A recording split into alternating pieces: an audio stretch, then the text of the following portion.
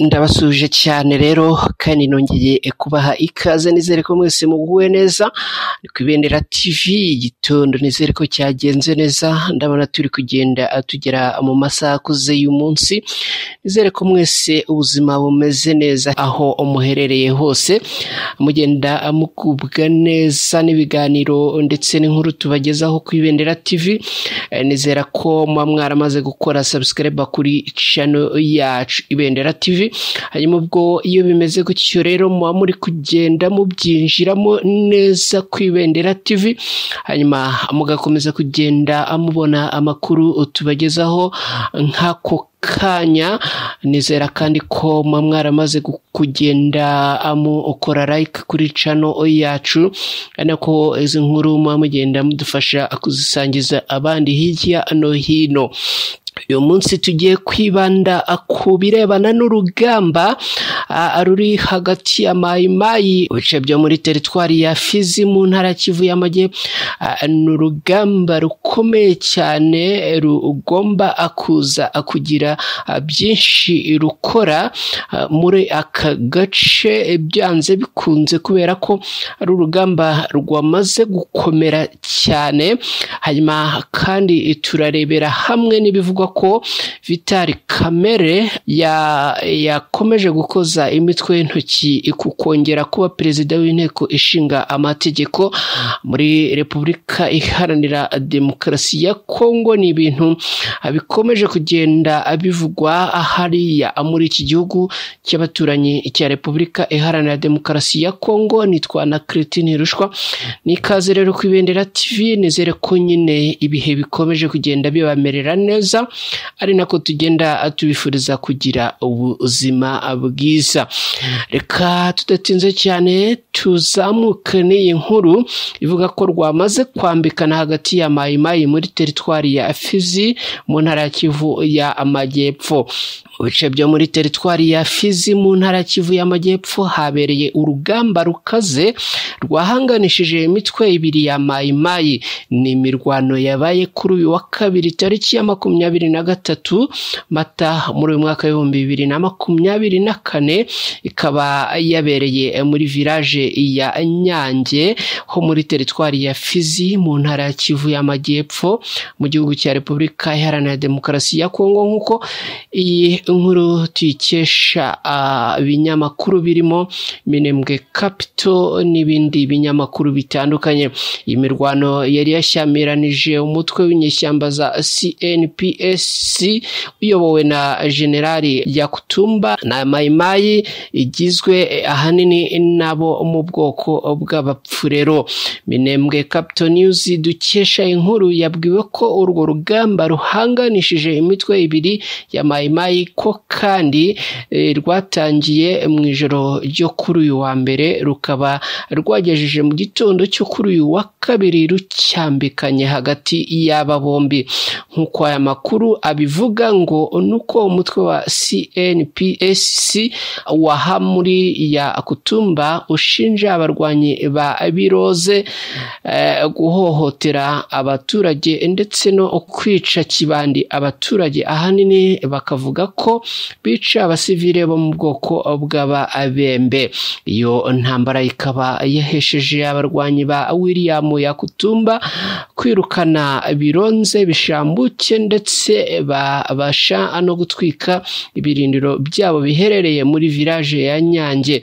Urubyiruko rw'abanyekongo rwo mu bice bya Misisi muri teritwari ya Fizi rwatangarije itangazamakuru ryo muri ibyo bice ko rugiye gukora ibishoboka byose bakarangiza aya makimbirane yaragize igihe avugwa hagati ya Mai Mai, Bironze bishambuke niyo kwa William Yakutumba.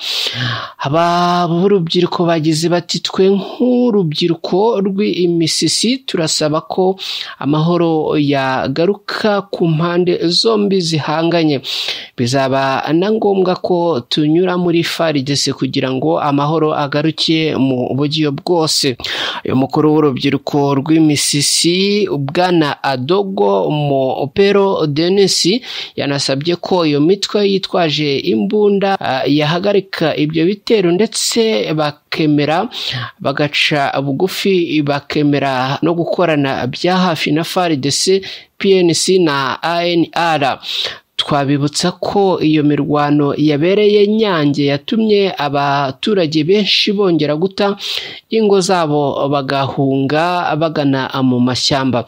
Iyi mirwano ibaye mu gihe muri ibyo bice hatari haherutse kuvugwa imirwano, dore ko imirwano yari imaze iminsi iri kuvugwa hagati y'umutwe wa M23 n'ingabo za FARDC na Wazalendo n'abandi barwanyi batandukanye muri iki gihugu cya Repubulika Iharanira Demokarasi ya Kongo gikomeje kugenda kivugwamo imitwe myinshi yitwaje intwaro.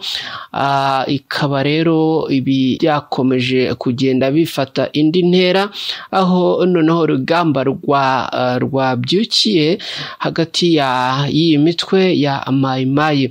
Reka twihuse cyane tubabwire kandi ko muri Repubulika Iharanira Demokarasi ya Kongo Vital Kamerhe wigeze kuba perezida w'inteko ishinga amategeko muri iki gihugu arimo gukoza imitwe ye kuba yakongera kuyobora iyi nteko ishinga amategeko. Umunyapolitiki Vital Kamerhe yaraye atorewe guhagararira ihuriro Union Sacrée de la Nation mu matora ya perezida w'inteko ishinga amategeko ya Repubulika Iharanira Demokarasi ya Kongo.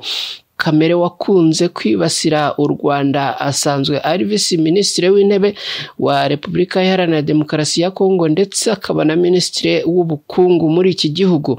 Ni inshingano yahawe na Perezida Felix Tshisekedi nyuma yo kuva muri gereza yagiyemo ubwo yari umuyobozi w'ibiro bye. Kamerhe akaba yari yarafunzwe akekwaho kunyereza za miliyoni z'amadolari y'Amerika yari yariswe aya gahunda y'iminsi 100 ya Tshisekedi. Uyu munyapolitiki uri mu bafite ijambo rikomeye muri Repubulika Iharanira Demokarasi ya Kongo yatorewe guhagararira ihuriro Union Sacrée de la Nation mu matora ya perezida w'inteko ishinga amategeko nyuma yo guhigika ku bwiganze bagenzi be bari bahataniye uwo mwanya. Aba barimo Christophe Mboso usanzwe ari perezida w'iriya nteko, cyo kimwe na Modeste Bahati Lukwebo uyobora Sena ya Repubulika Iharanira Demokarasi ya Kongo kuva mu myaka 3 ishize. Amatora y'ibanze yabaye mu ijoro ryakeye yasize Kamerhe atowe n'abadepite 183 muri 372 bagize ihuriro Union Sacrée risanzwe ribamo amashyaka arimo UDPS riri ku butegetsi. Mboso ntiyigeze ahirwa kuko yamukurikiye n'amajwi 113 naho Lukwebo aba uwa nyuma n'amajwi 69. Muri aya matora kandi habonetsemo imfabusa zigera kuri 7. Mu gihe Vital Kamerhe uhabwa amahirwe yo kuba perezida w'inteko ishinga amategeko ya Repubulika Iharanira Demokarasi ya Kongo yabatowe, ntago bwaba ari ubwa mbere akoze izo nshingano kuko yayoboye inteko ishinga amategeko ya Repubulika Iharanira Demokarasi ya Kongo kuva mu mwaka wa 2006 kugeza mu mwaka wa 2009 ubwo yeguraga amaze imyaka 3 mu nshingano zo kuyobora iyi inteko ishinga amategeko ya Repubulika Iharanira Demokarasi ya Kongo. Amakuru atandukanye avugwa muri Repubulika Iharanira Demokarasi ya Kongo akaba agenda agaruka kuri izi nkuru tubagejejeho hano ku Ibendera TV. Nizera ko zikomeza kubanyura ndetse zikabashimisha, ari nako kandi mwibutsa gukora like, share na subscribe kuri channel yacu Ibendera TV. Nizere ko rero mwese aho muherereye mukomeza kugenda amugira amahoro n'amahirwe, ari nako tubifuriza kugira ubuzima bwiza. Nitwara Cretin Hirushwa, ndashimiye cyane, bifurije kugira amahoro n'amahirwe.